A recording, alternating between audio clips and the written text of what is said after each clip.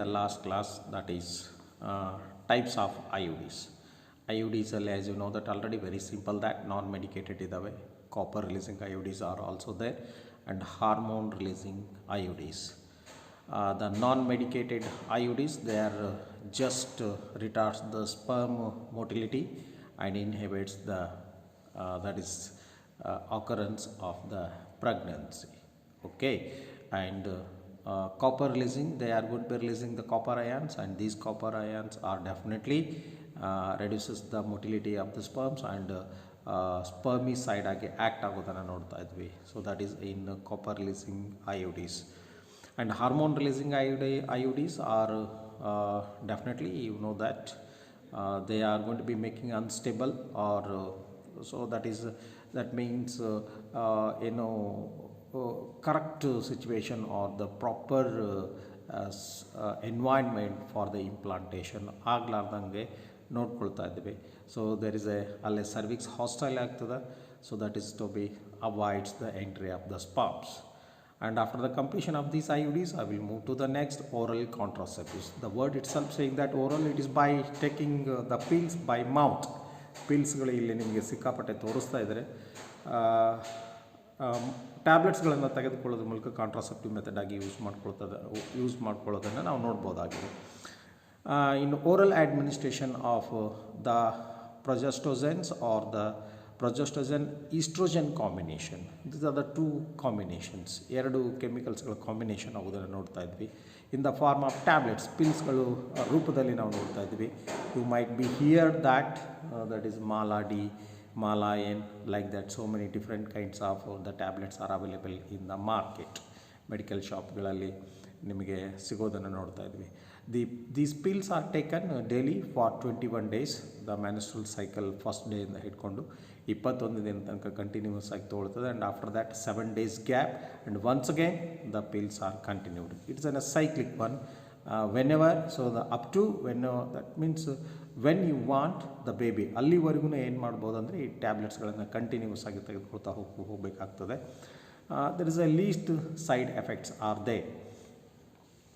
Small side ಎಫೆಕ್ಟ್ಸ್ಗಳು ಸಾಮಾನ್ಯವಾಗಿ ಇರ್ಬೋದೇನೋ, ಆದರೆ ಬಹಳಷ್ಟು maximum side effects are least ಅಂತ ನಾವು ಹೇಳ್ತಾ ಇದ್ವಿ. These inhibits the ovulation and even the implantation ಆಗೋದಿಲ್ಲ, ಓವ್ಯುಲೇಷನ್ ಆಗೋದಿಲ್ಲ. And there is a thicken cervical mucus ಆಗ್ತದೆ, so that avoids the entry of sperms into the vagina, so and thereby avoids the fertilizations. So they are very effective and very lesser ಏನಂದರೆ side effects. The one is famous one in the textbook, they have given that is known as a Saheli. Saheli, it is a new contraceptive for the females, 100%. This Saheli is developed by the Central Drug Research Institute. Remember, Central Drug Research Institute. So it contains the non-steroidal preparations. So it is once in a week. Remember, the Mala D, Mala N, they are daily, but this one is Saheli is the once in a week, so that is enough to avoid the fertilization. So that also that is the best example for the oral contraceptive. And injectables are there. So this is also the progestogens or the progestogen or estrogen combination agide. So used by the females as a injections or implants under the skin. So skin ಕೆಳಗಡೆಗೆ just ಈ ಇಂಪ್ಲಾಂಟ್ಸ್ಗಳನ್ನು, ಸ್ಟಿಕ್ಸ್ಗಳು ಇಲ್ಲಿ ನೀವು ನೋಡ್ತಾ ಇದ್ರಿ, ಈ ಸ್ಟಿಕ್ಸ್ಗಳನ್ನು just ಏನು ಮಾಡ್ತಾರೆ ಅಂತಂದರೆ ಇನ್ಸರ್ಟ್ ಮಾಡ್ತಾರೆ, and they just act as in a pills and more effective. Pills ಥರನೇ ಆ್ಯಕ್ಟ್ ಮಾಡ್ತವೆ, ಭಾಳ ಎಫೆಕ್ಟಿವ್ ಆಗಿರೋದನ್ನು ನೋಡ್ತಾ ಇದ್ದೀವಿ. The progestogens or the progestogen oestrogen ಕಾಂಬಿನೇಷನ್ಸ್ಗಳು and IUDs are used as these are all used as a emergency contraceptives, so within 72 hours of the coitus. It avoids the pregnancy due to the rape or sometimes casual intercourse. ನಮಗೆ ಬೇಡ ಅಂದಾಗ ಈ ಒಂದು ಕಾಂಟ್ರಾಸೆಪ್ಟಿವ್ಸ್ಗಳು ನಮಗೆ helpful ಆಗೋದನ್ನು ನೋಡ್ತಾ ಇದ್ದೀವಿ. So just you observe that is injectables are just subdermal, skin ಕೆಳಗಡೆಗೆ ಇನ್ಸರ್ಷನ್ನ ಮಾಡ್ತಾರೆ.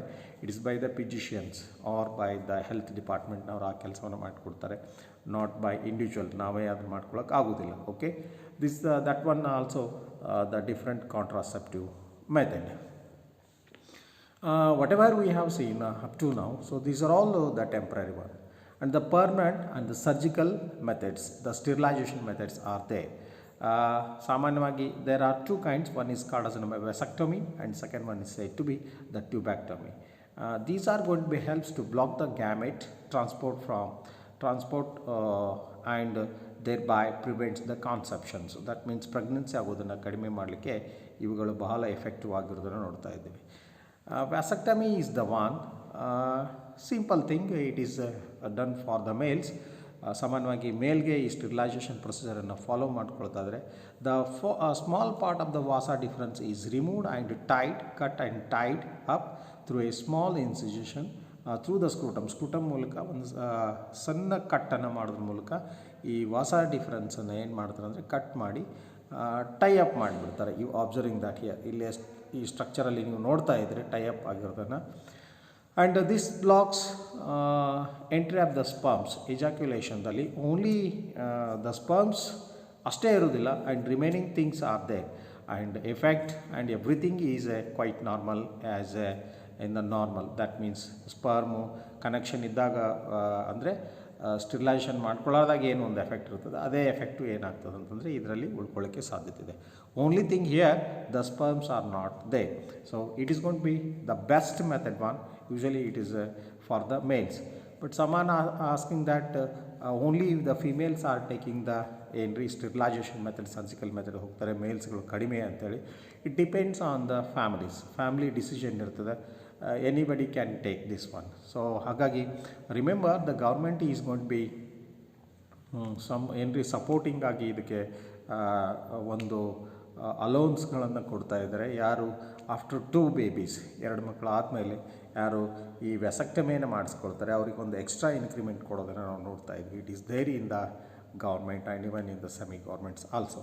Okay, and next one is that is a tubectomy. The name itself the fallopian tube is going to be cut. ಇಲ್ಲಿ fallopian ಟ್ಯೂಬನ್ನು cut ಮಾಡ್ತಾರೆ, knot ಹಾಕ್ತಾರೆ and thereby stops the entry of ovum. ಫರ್ಟಿಲೈಸ್ಡೇ ಇರಲಿ ಅಥವಾ ಸ್ಪರ್ಮರ entry ಆಗೋದಿರಲಿ ಅಥವಾ ohm ಬರೋದರ ಇರಲಿ, ಅದು ಏನಾಗ್ತದೆ ಅಂದರೆ ಅವಾಯ್ಡ್ ಆಗ್ತದೆ. And whatever the released ovum is just degenerating in the tube only and no problem for that one. So sterilization procedures that is going to be occurs in the females. ಇದು ಟ್ಯೂಬ್ಯಾಕ್ಟಮಿಯನ್ನು ಫೀಮೇಲನ್ನು ಮಾಡ್ತಾರೆ. And this the small part of the fallopian tube is removed and tied up through a small incision. ಒಂದು ಸಣ್ಣ ಏನೋ cut ಮಾಡೋದ್ರ ಮೂಲಕ ಈ ಥರವನ್ನು ಮಾಡಲಾಗ್ತದೆ. So that is by the ಎಬ್ಡಾಮನ್ or through the vagina ಮುಖಾಂತರ ಆದರೂ ಇದನ್ನು ಮಾಡಲಿಕ್ಕೆ ಸಾಧ್ಯತೆ ಇದೆ. And there is no problem and they are also going to be healthy. ಯಾವುದೂ ಸಮಸ್ಯೆ ಆಗೋದಿಲ್ಲ. So that is concern to the tubectomy. See ಎಕ್ಸಾಮಿನೇಷನಲ್ಲಿ they are asking that write a short note on sterilization methods or sometimes they are asking that surgical methods ಅಂತ ಕೇಳ್ತಾರೆ with the diagrams. ಇಲ್ಲಿ ಚಿಕ್ಕದಾಗಿರ್ತಕ್ಕಂಥ ಒಂದು ಡೈಗ್ರಾಮನ್ನು ನೀವು ಹಾಕೋದ್ರ ಮೂಲಕ ಏನು ಮಾಡಬೇಕಂತಂದರೆ ಎಕ್ಸ್ಪ್ಲನೇಷನ್. ಇಲ್ಲಿನೂ diagram ಇದೆ and this small diagram and that ಏನ್ರಿ ಟ್ಯೂಬ್ಯಾಕ್ಟಮಿದು ಒಂದು ಸ್ಮಾಲ್ ಡೈಗ್ರಾಮ್. ಇವೆರಡನ್ನು ಹಾಕೋದ್ರ ಮೂಲಕ ನೀವು ಏನು ಮಾಡ್ಬೋದು ಅಂತಂದರೆ ಸರ್ಜಿಕಲ್ ಮೆಥಡನ್ನು ಎಕ್ಸ್ಪ್ಲೈನ್ ಮಾಡ್ಬೋದಾಗಿದೆ. Some side effects are anti-natural contraceptive methods are there here. Side effects of these anti-natural contraceptive methods ಒಂದು ನಾಸಿಯಾ ಇರ್ಬೋದು. ಸಾಮಾನ್ಯವಾಗಿ ಒಂಥರ ವಾಂತಿ ಆದಂಗೆ ಆಗಲಿಕ್ಕೆ ಚಾನ್ಸಸ್ ಇರ್ತದೆ. ಅಬ್ಡಾಮಿನಲ್ ಪೇಯ್ನ್ ಇರ್ತದೆ. Breaking through the bleeding continuous ಆಗಿ ಆಗೋದನ್ನು ನೋಡ್ತಾ ಇದ್ವಿ. ಸಾಮಾನ್ಯವಾಗಿ ಈ ಮ್ಯಾನ್ಸ್ಟ್ರಲ್ ಸೈಕಲಲ್ಲಿ ಏನಾಗ್ತದೆ ಅಂತಂದರೆ ಇರ್ರೆಗ್ಯುಲರ್ ಬ್ಲೀಡಿಂಗ್ ಇರ್ತದೆ. ಆಮೇಲೆ there is a chance of the breast cancer also. These are the some side effects we are going to be observing that's concerned to the anti-natural contraceptive methods and no problem with that one. ಅದರಿಂದ ಏನು ಸಮಸ್ಯೆ ಅಂತೂ ಅಂತ ದೀರ್ಘ ಏನು ಕಾಣಲಿಕ್ಕಿಲ್ಲ. So immediately you just contact the doctors and you will get the solution for that one. Okay, and these are the different kinds of the contraceptive methods. Okay, today we are going to be stopping here. We continue in the next class.